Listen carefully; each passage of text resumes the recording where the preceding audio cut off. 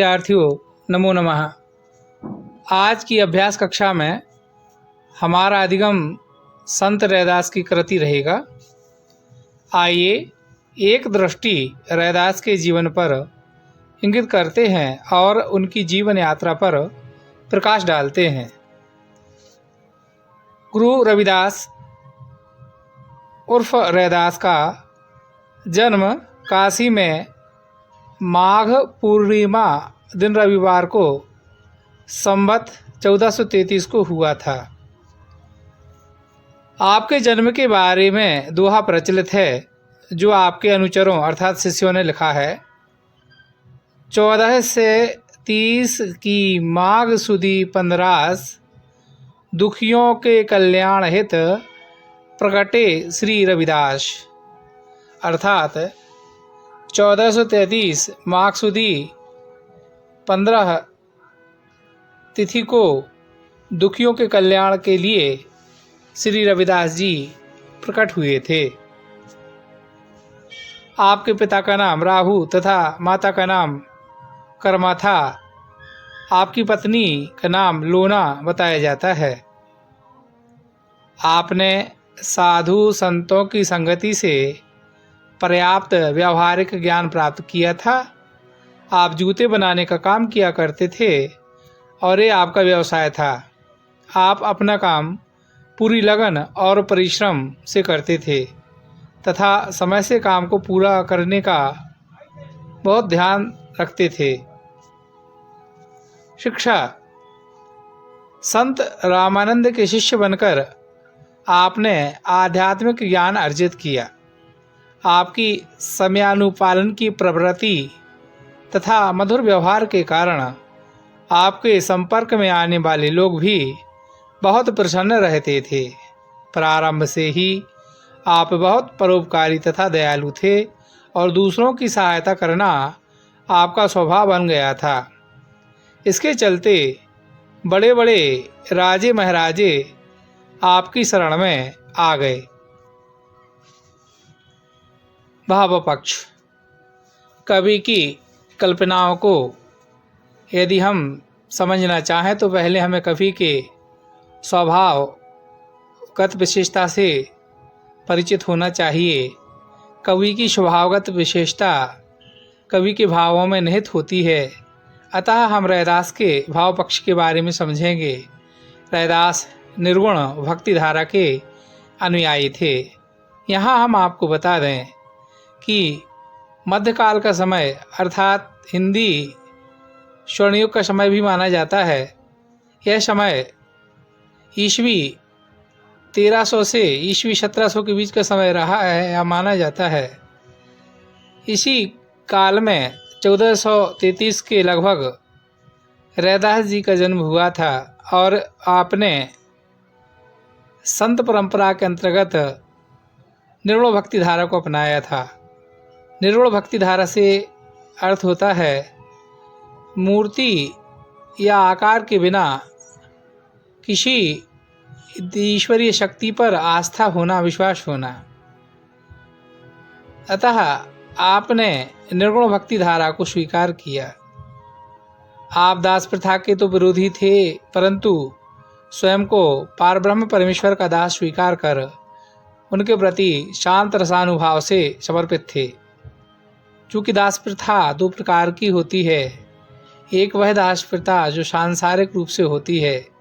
सांसारिक दास प्रथा को हम गुलामी भी कहते हैं और गुलामी या दासत्व कभी किसी को सुख नहीं दे सकता।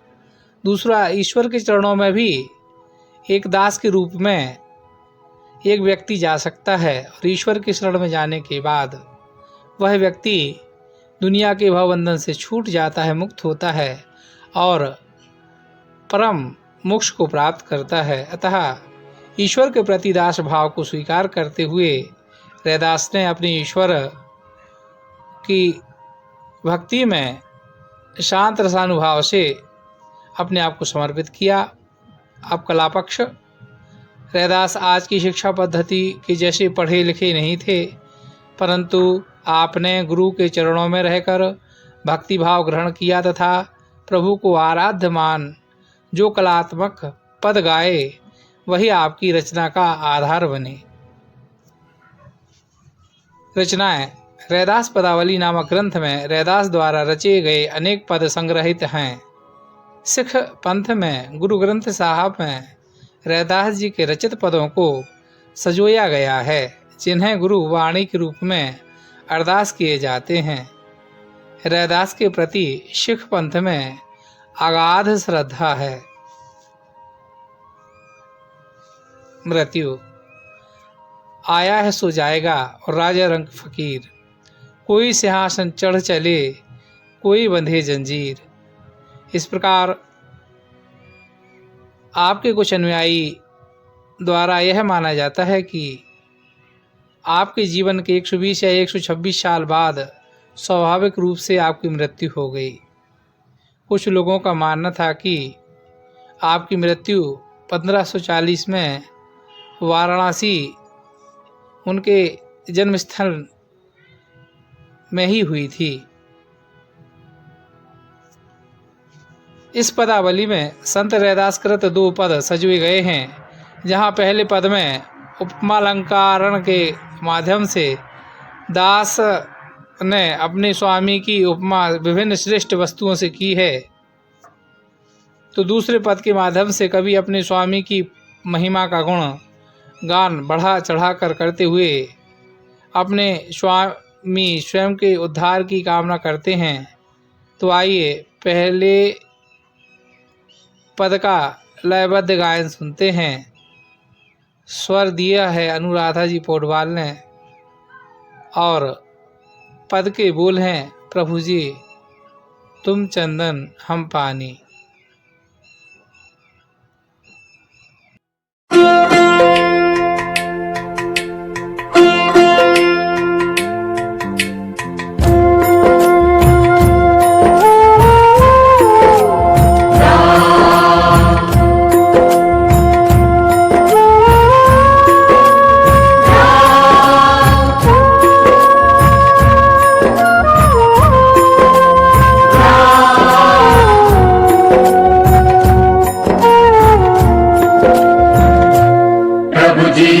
चंदन हम पानी, प्रभु जी तुम चंदन हम पानी, प्रभु जी तुम चंदन हम पानी। प्रभु जी तुम चंदन हम पानी,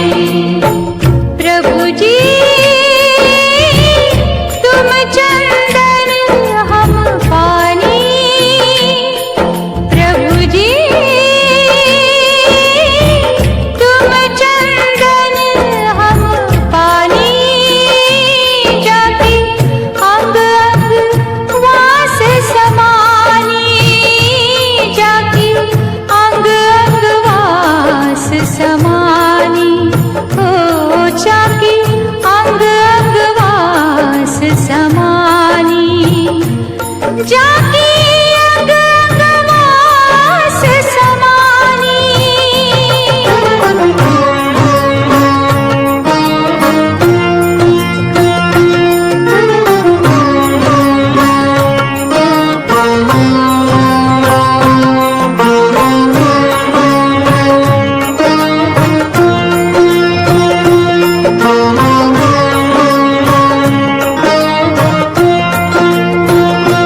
प्रभु जी तुम घन बन हम मोरा, प्रभु जी तुम घन बन हम मोरा, प्रभु जी तुम घन बन हम मोरा, प्रभु जी तुम घन बन हम मोरा।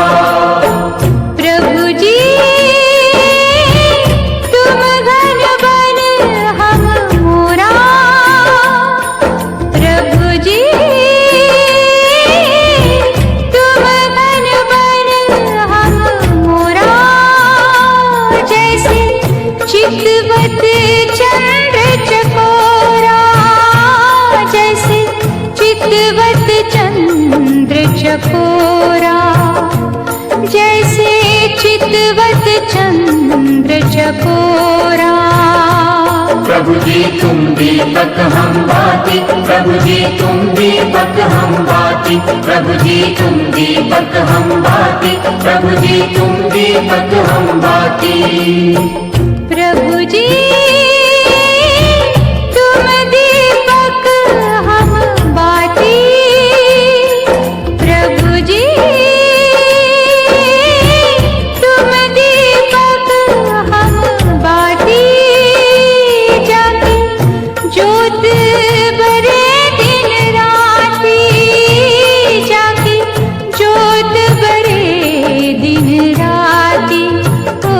जाकी जोत बरे दिन राती, जाकी जोत बरे दिन राती।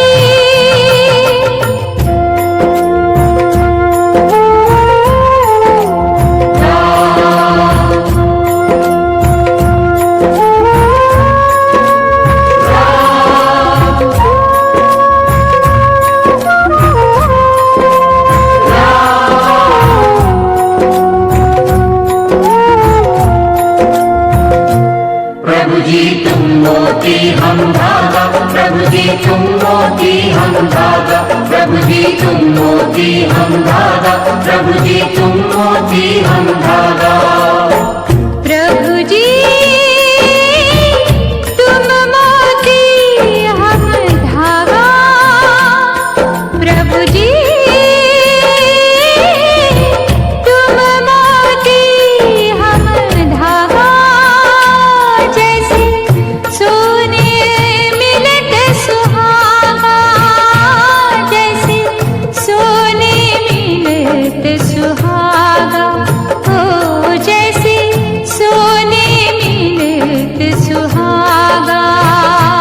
प्रभु जी तुम स्वामी हम दासा, प्रभु जी तुम स्वामी हम दासा, प्रभु जी तुम स्वामी हम दासा, प्रभु जी तुम स्वामी हम दासा।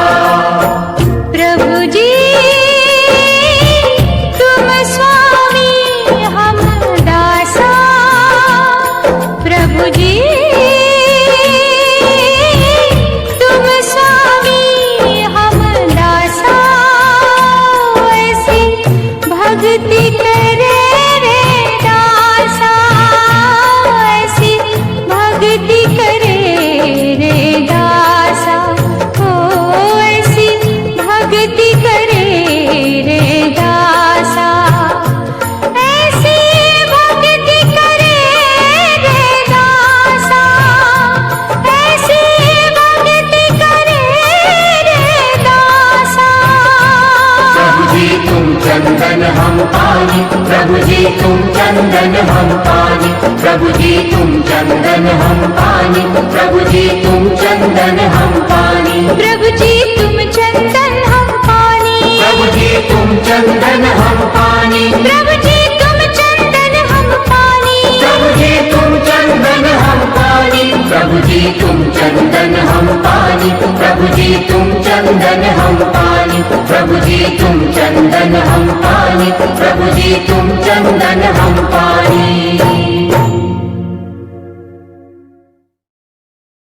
आइए अब हम पहले पद का पुनः पाठन कर पद की व्याख्या करते हैं। यह पद रैदास की रचना।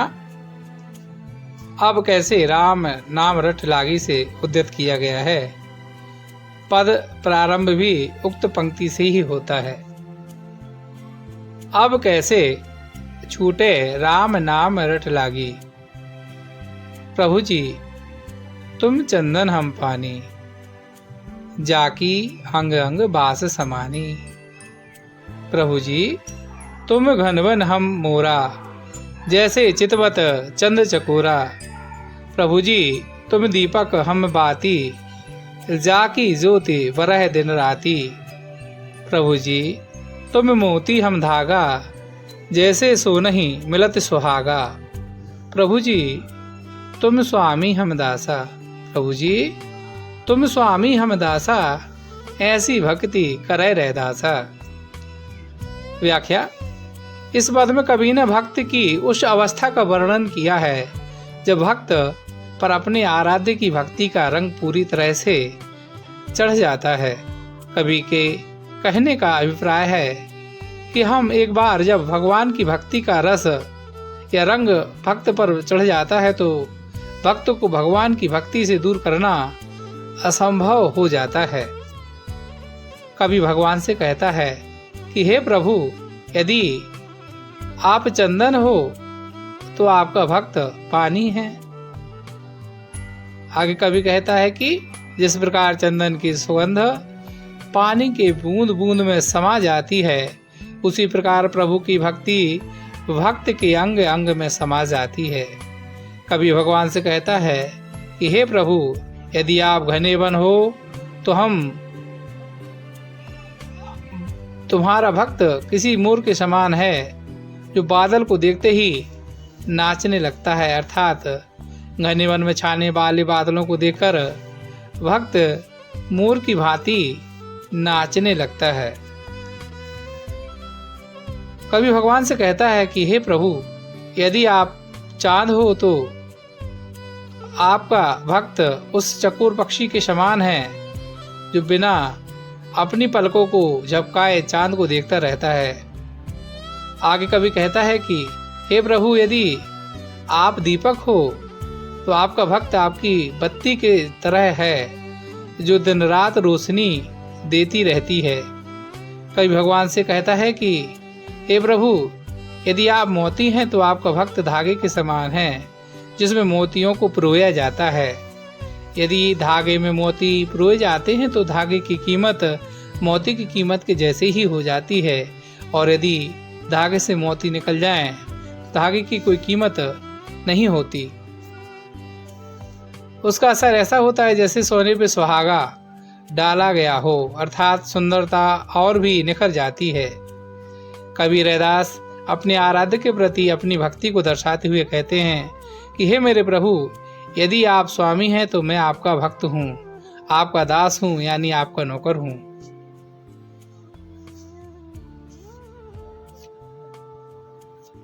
पहले पद की भांति अब हम संत रैदास कृत द्वितीय पद का शब्द के रूप में लयबद्ध गायन किया गया है, जिसे सुनते हैं। आइए अब हम श्रद्धा भक्ति से पद का श्रवण करते हैं।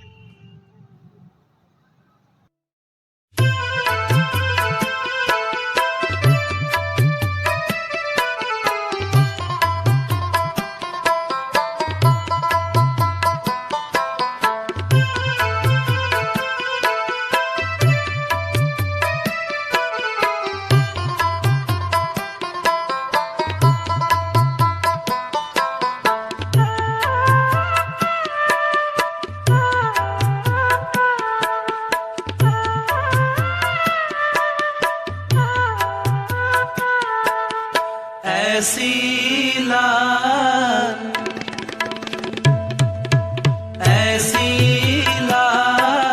तुझ बिन कौन करे, ऐसी लाल तुझ बिन कौन करे। गरीब निवाज गुसैया मेरा माथे छत्र करे,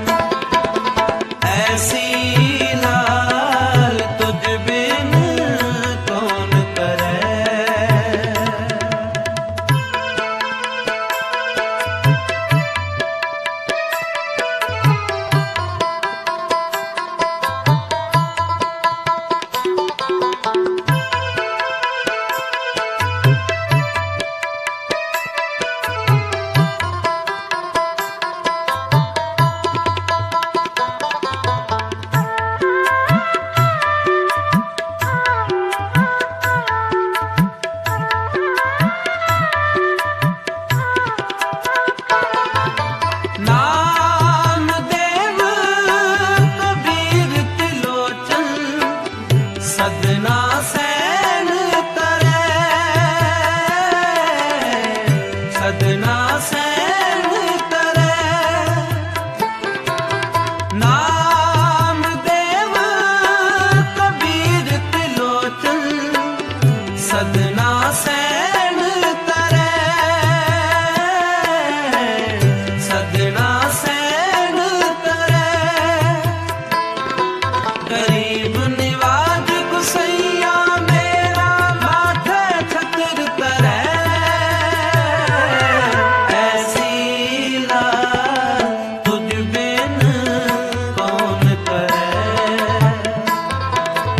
ऐसी लाल तुझ बिन कौन करे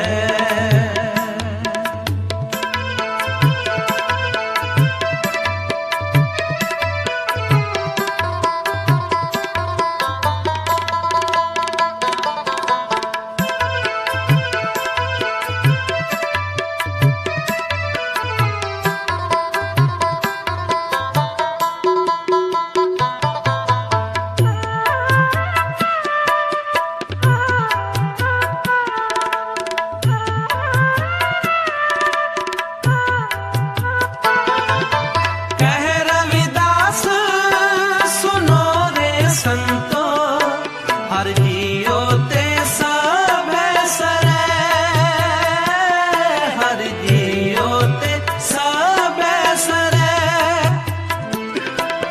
कह रविदास सुनो रे संतो हर जियो ते सब सरे हर जियो ते सब सरे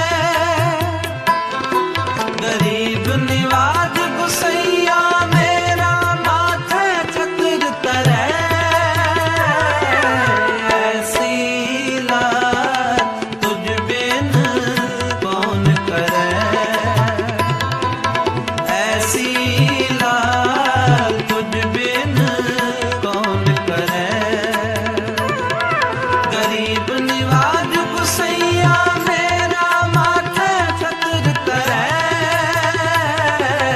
ऐसी लाल तुझ बिन कौन करे ऐसी लाल तुझ बिन कौन करे ऐसी लाल तुझ बिन कौन करे अभी आपने भक्तिपूर्ण शब्द सुना। आइए अब उसी शब्द का पुनः वाचन कर उसकी व्याख्या व भाव सौंदर्य को समझते हैं।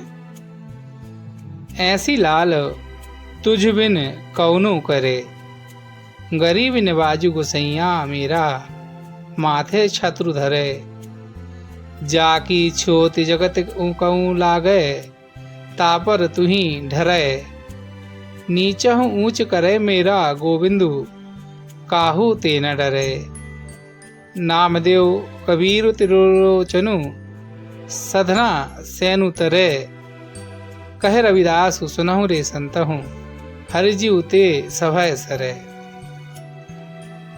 इस पद की व्याख्या में कवि भगवान की महिमा का बखान करते हुए कहते हैं कि हे स्वामी तुझ बिन मेरा कौन है, अर्थात कभी अपने आराध्य को ही अपना सब कुछ मानते हैं। कभी भगवान की महिमा का बखान करते हुए कहते हैं कि भगवान गरीबों और दीन दुखियों पर दया करने वाले हैं। उनके माथे पर सजा हुआ मुकुट उनकी शोभा को बढ़ा रहा है। कभी कहते हैं कि भगवान में इतनी शक्ति है कि वे कुछ भी कर सकते हैं और उनके बिना कुछ भी संभव नहीं। कहने का तात्पर्य है कि भगवान की इच्छा के बिना दुनिया में कोई भी कार्य संभव नहीं है। कभी कहते हैं कि भगवान के छूने से अछूत मनुष्य का भी कल्याण हो जाता है, क्योंकि भगवान अपने प्रताप से किसी नीच जाति के मनुष्य को भी ऊंचा बना सकते हैं। अर्थात भगवान मनुष्यों के द्वारा किए गए कर्मों को देखते हैं, ना कि किसी मनुष्य की जाति को। कभी उदाहरण देते हुए कहते हैं कि जिस भगवान ने नामदेव, कबीर, त्रिलोचन, सधना और सैनु जैसे संतों का उद्धार किया था, वही बाकी लोगों का भी उद्धार करेंगे। कभी कहते हैं कि हे सज्जन व्यक्तियों, तुम सब सुनो, उस हरि के द्वारा इस संसार में सब कुछ संभव है। अब बारी प्रश्न अभ्यास की है, तो लीजिए प्रस्तुत हैं ये प्रश्न, चलिए अभ्यास करते हैं।